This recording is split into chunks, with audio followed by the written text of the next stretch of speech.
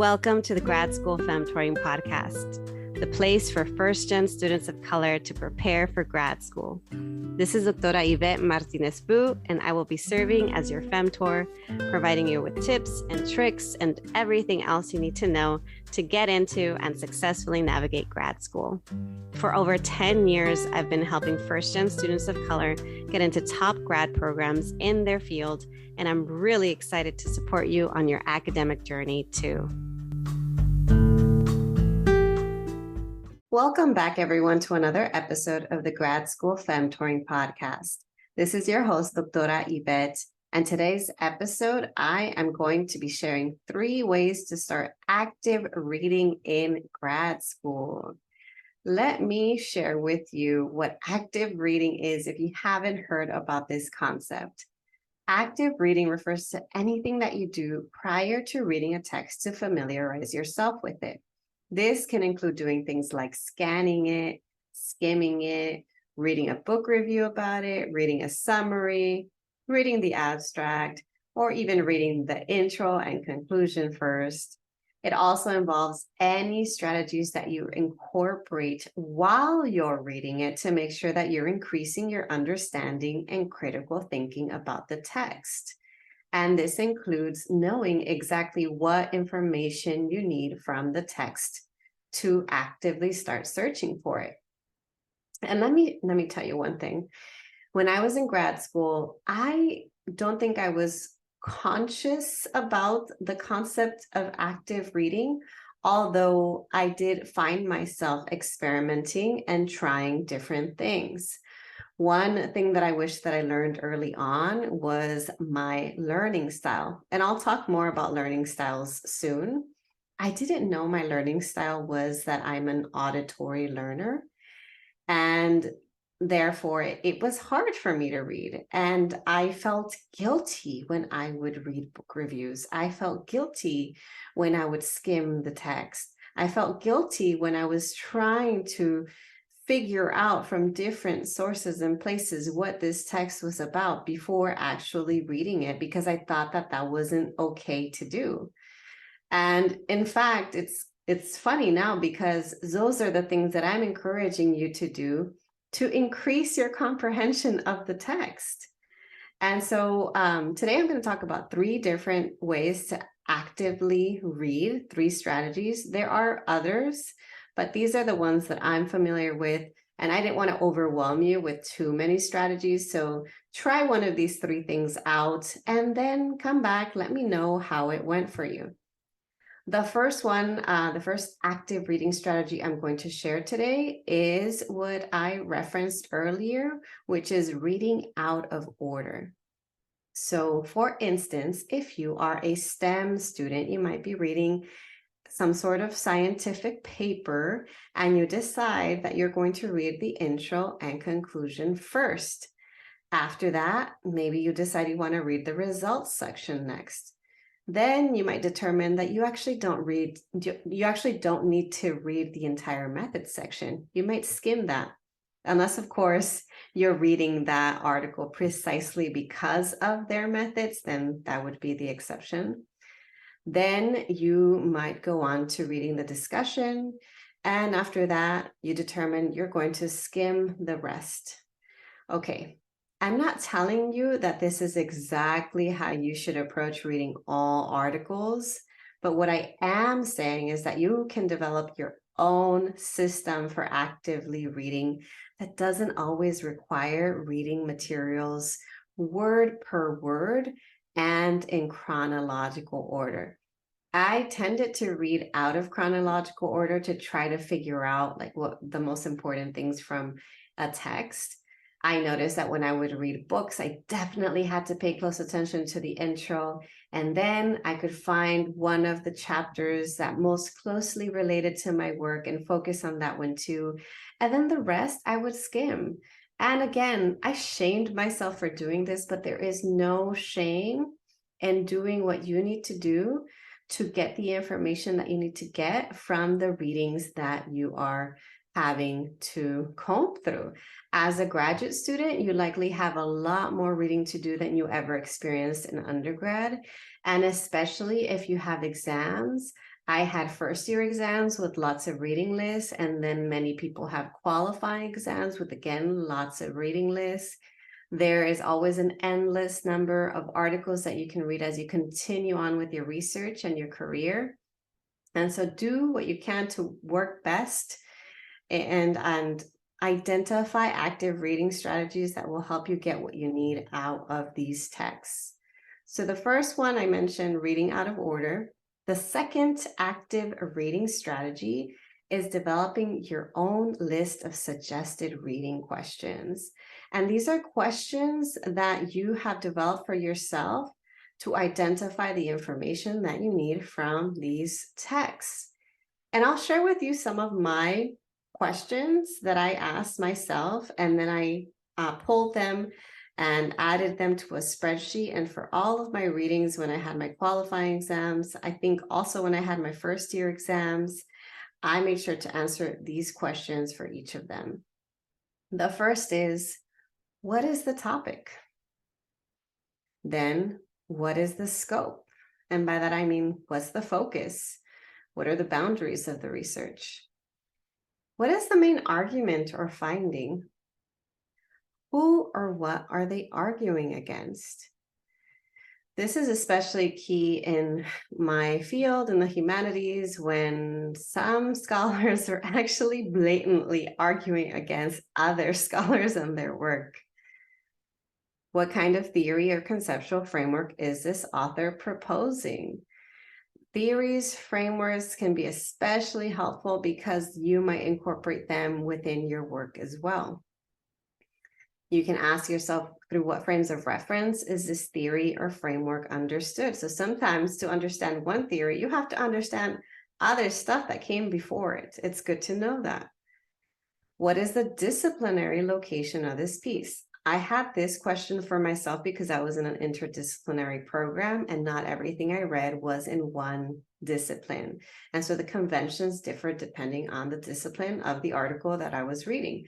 I might be reading an article in anthropology, in theater and performance studies, in world arts and cultures, in sociology, in higher education.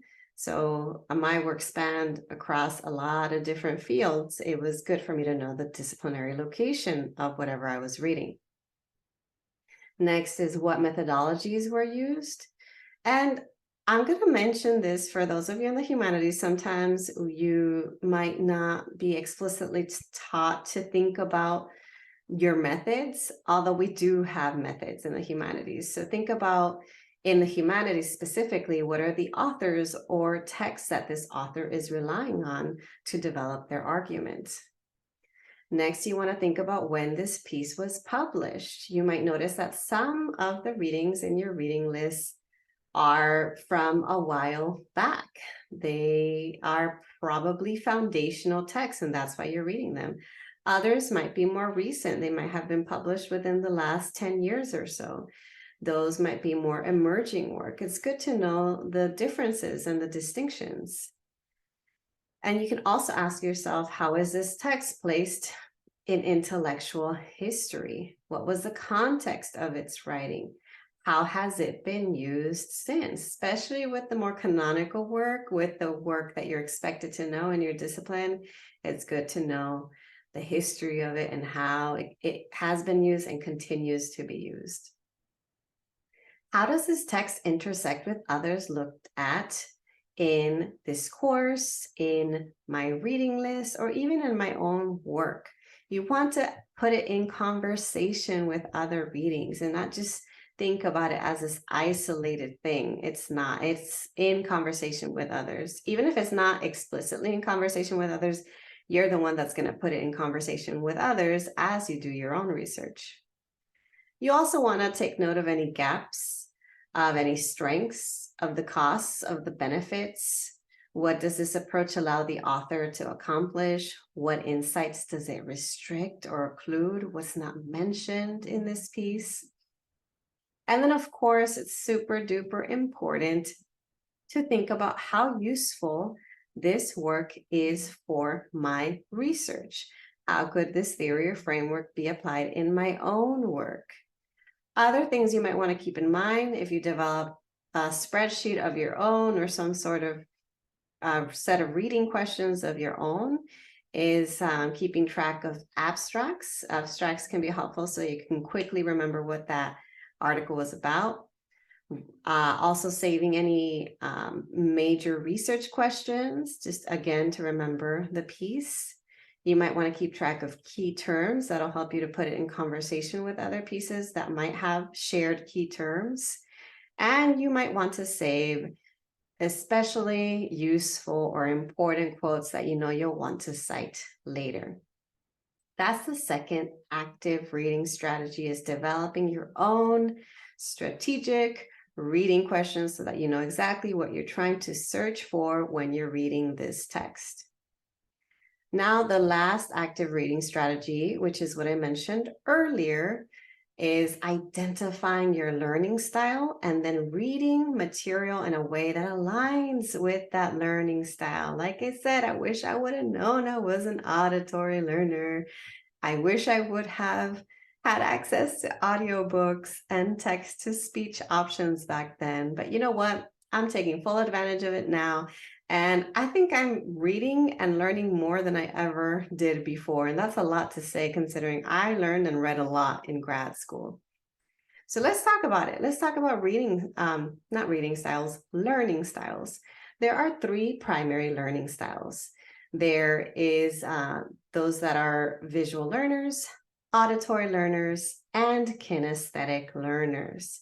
And one thing to keep in mind is that you might have a combination of learning styles. You might be an audio visual learner, or you might be visual and kinesthetic. And one thing that I can do is link one quiz, a learning style quiz that you can take if you're unsure what your learning style is. That way you can figure it out and then come back and re-listen to this episode and figure out what you can try out that might work for you. If you are a visual learner, you can read more actively by printing out your materials. Or if you feel bad about that, you can always use a tablet with a pencil and highlight what you read in different colors. I tried to do that. It looked pretty, but you know what? It did not work for me, but I know it does work for some folks. You can also create a mind map. You can create Venn diagrams to reflect on the information that you just learned. You might also benefit from adding sticky notes or using multicolored pens when note taking. Anything to increase that visual aspect is going to help you. Like I said, I tried it, but I didn't realize I wasn't a visual learner, which is why it wasn't effective for me. If you are an auditory learner, one thing that you can do, which I again mentioned, is incorporate text-to-speech tools that you can take advantage of and listen to the articles or books you need to read. There are a lot of text-to-speech options within your accessibility settings for most computers, tablets, and cell phones.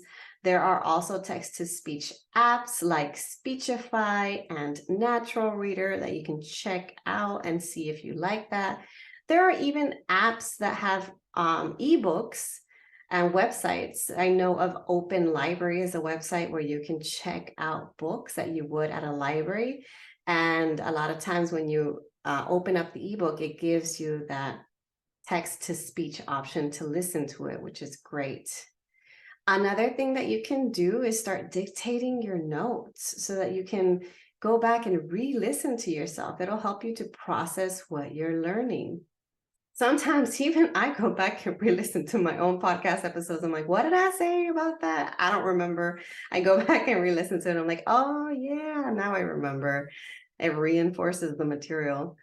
You could also have study buddies to discuss the material together to reinforce what you're learning. It's so great to have discussions, and it's especially helpful to teach what you're learning.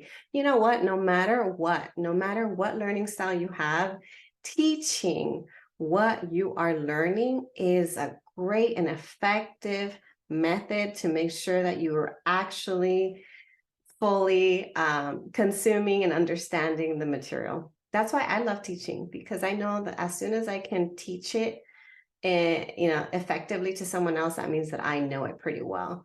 So teaching is great for all learning styles. But let's go back to the last learning style, which is the kinesthetic learner. If you are a kinesthetic learner, take advantage of anything that gets you moving or working with your hands and body. This can include taking lots of movement breaks, or it can include moving while you're reading. I know I've seen folks who cycle, and on their cycling machine, they have a spot to put their book, and they're slowly but surely cycling and reading their books. I don't know how they do it. I know that would distract me, but you know what? It works for some people, and it might work for you. Another thing you can do is use flashcards or anything tactile that you can use to reinforce your learning.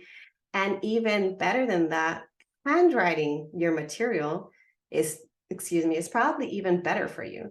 And in some cases, you can re-handwrite your notes to reinforce what you're learning because of the tactile form. Some folks even use mnemonics. And mnemonics is when you figure out a way to memorize something in a way that works for you. Sometimes a mnemonic might be using something that sounds like something else, or acronyms, or maybe you use your body in some way, you gesture in some way that reminds you of something, reminds you of a concept that helps you to retain what you're reading. Anyway, as you can tell, I am not a kinesthetic learner. I'm still learning ways to help individuals who are more kinesthetic learners. I think my son is a combination of an auditory and kinesthetic learner. And so it's definitely an area that I want to learn more about, because if we figure out what works for different learning styles, we can help each other. We can help one another as we continue learning and reading actively. That's it for this week. And before I go, I want to shout out my founding femtees. I'm recording this in the middle of my first cohort of the Grad School Femtoring Academy, and my founding femtees requested this topic, and so that's why I'm recording this. They get to listen to it at the end of May. I believe the rest of the public is going to be listening to this sometime in July. And if you're into this kind of information, if you want to learn more about sustainable productivity, about personal development, feel free to sign up for my wait list for the next cohort. You can learn more about my Grad School Femtoring Academy by going to gradschoolfemtoring.com/academy. All right, y'all. I hope you found this helpful, and I will talk to you all next time.